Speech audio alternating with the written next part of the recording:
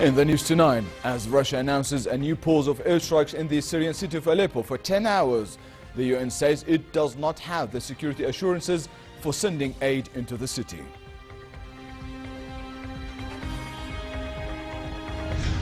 The Iraqi forces pushed deeper into East Mosul and recapture 6 districts of the city.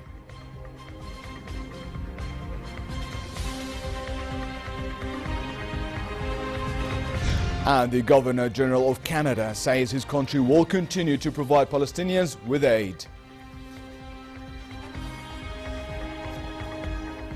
Good evening and welcome to the news at 10. 3 U.S. military trainers were killed after their vehicle tried to enter the Prince Faisal Air Base in Al Jafar area south of Jordan. The Jordan Armed Forces said the trainers were killed in a fire exchange at the gate. A Jordanian officer was also injured in the incident. The military source said investigations are underway to find out the causes behind the incident. Russia announced a new pause of airstrikes against militants in the Syrian city of Aleppo for 10 hours. Ambulances and buses gathered on the crossing point of Al-Bustan al-Qasr, waiting for people willing to leave eastern Aleppo. The Russian Defense Ministry and the Syrian army said rebels would be allowed to exit the city unharmed and with their weapons via 2 special corridors. Rebels rejected the calls. The United Nations says it cannot use Russia's unilateral pause in the fighting in Aleppo to send aid into the city's besieged eastern zone. We still do not have the security assurances that we need for sending aid into eastern Aleppo as I speak. Iraqi special forces recaptured 6 districts of eastern Mosul. The advances took the troops 1.5 kilometers inside the city. Districts captured so far, however, are less built up than other areas, particularly those on the west bank of the Tigris. Iraqi officers and those from a US-led coalition said progress has been faster than expected. This report has more.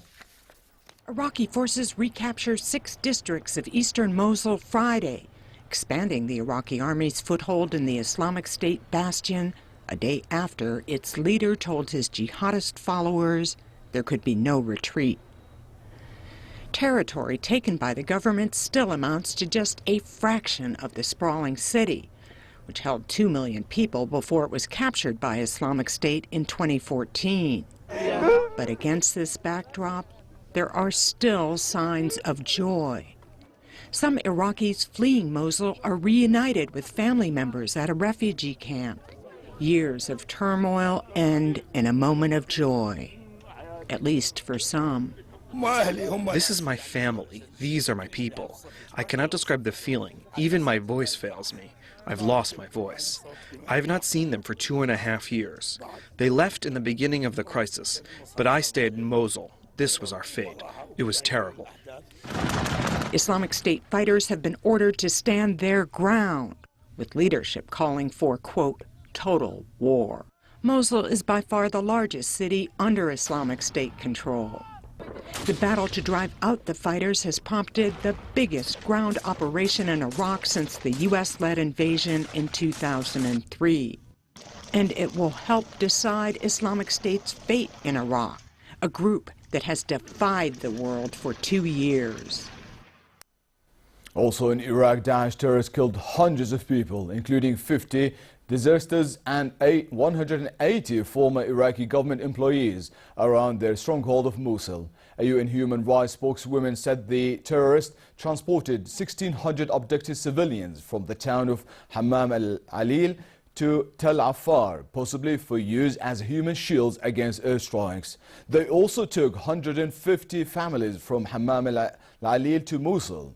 The terrorists told residents of Hammam al-Alil they must hand over their children, especially boys above the age of 9, in an apparent recruitment drive for child soldiers.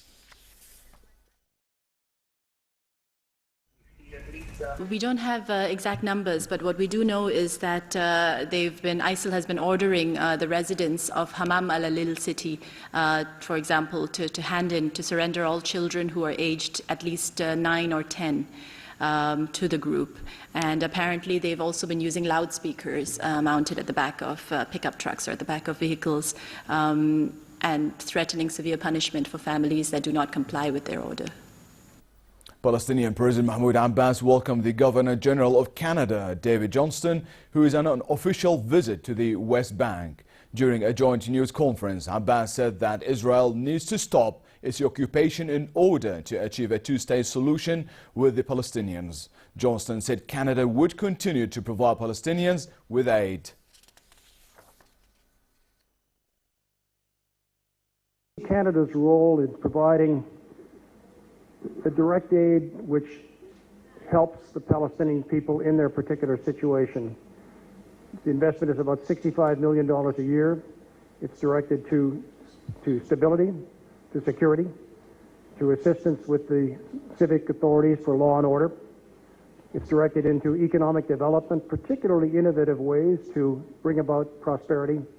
And finally, it's directed to humanitarian assistance in every way we can be helpful. And we will continue on that path very earnestly. France's Interior Minister Bernard Cazeneuve said his country would have doubled the number of places available asylum seekers by the end of the 5-year presidential term. Cazeneuve said around 2,000 asylum seekers had been taken in by France as part of the European Union's proposed scheme to distribute migrants eligible of the status throughout the territory. This number should reach around 3,000 by the end of November, he said. Meanwhile, thousands of migrants were evacuated from a camp in northeast Paris that had doubled in size after the closure last week of the jungle camp in Calais. Here's more. Cleanup is underway in Paris, another migrant camp being dismantled. Police moved in at daybreak, allowing volunteers to salvage some of the tents before taking the camp apart. After the jungle camp in Calais closed, many of its residents moved here, to a new site near the Stalingrad metro station, boosting its population to more than 3,000. Now authorities are transferring these migrants to holding centers where they'll be screened for asylum. 2 new temporary camps are being built in the city's outskirts, which many migrants see as a ray of hope. So now I think now is the chance to get a home, because we've been living in the street for 2 months over here. The camps have come to symbolize Europe's struggle to cope with the influx of migrants, many of whom say they're ready to start their new lives off the streets.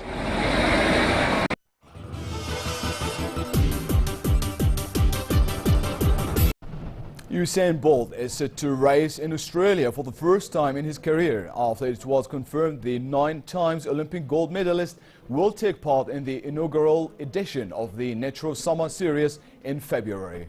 The 30-year-old is likely to earn upwards of $1 million for his appearance, according to local media reports. Bolt has already said he plans to retire from the sport after the World Champions in London, but did not rule out the 2018 Commonwealth Games to be held on the Gold Coast in the state of Queensland. The Jamaican won 3 gold medals during this year's Rio Games.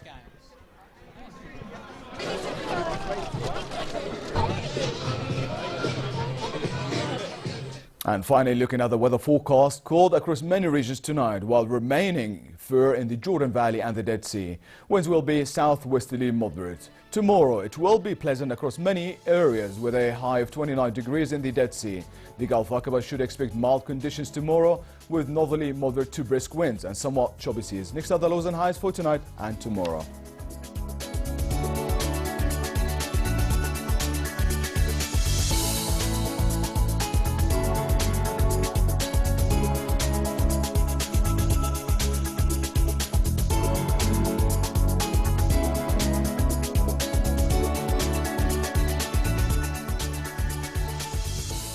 And to close, here are top stories once again. As Russia announces a new pause of airstrikes in the Syrian city of Aleppo for 10 hours, the UN says it does not have the security assurances for sending aid into the city. The Iraqi forces push deeper into East Mosul and recapture 6 districts of the city.